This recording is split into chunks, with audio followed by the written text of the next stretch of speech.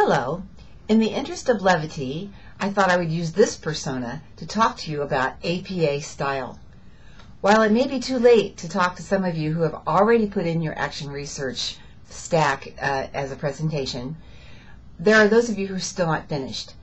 Also, in the interest of just educating ourselves about how to use APA style, there's a couple points I'd like to make. One, when you are using APA style to document a journal article, it does not matter whether it's in a database or on paper if the article is the same.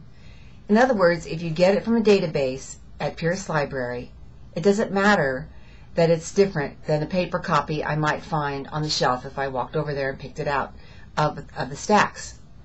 So you don't put retrieved by or the database name. That retrieved by is coming up when you use that citation maker, which I think was a little confusing when I told you guys how good it was. It's only as good as what you put inside the database, the little data boxes. So we don't use the URL for articles that are just in a database that I could find in paper form.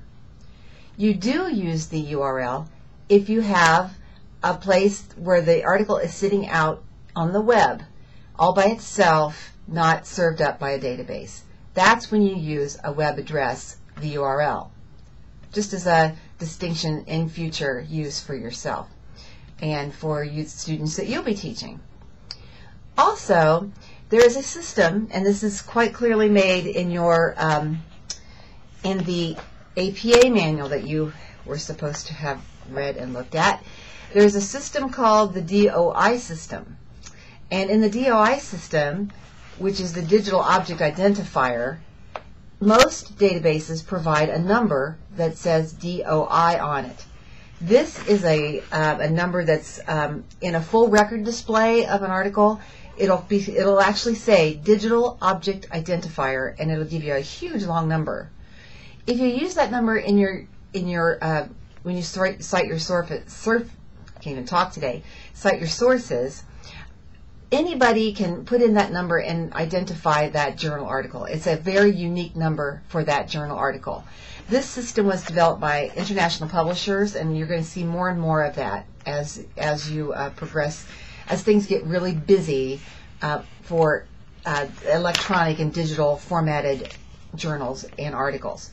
So if no DOI has been assigned, you just and it's sitting out there on the web, you use the URL.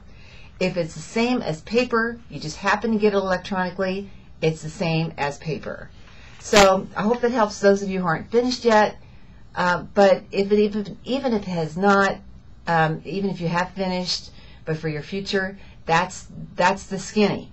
Now that's according to the publication manual of APA 6th edition. It hasn't changed much since 5th. So I just wanted you to know that so that we're not making those mistakes in the future. We realized that we didn't spend a lot of time on APA in this course, which now I realize for next term we're going to have to. So thank you very much for helping me have an occasion to learn as well. So thank you and good luck in the next few weeks, and I will see you in the middle part of June. Bye-bye.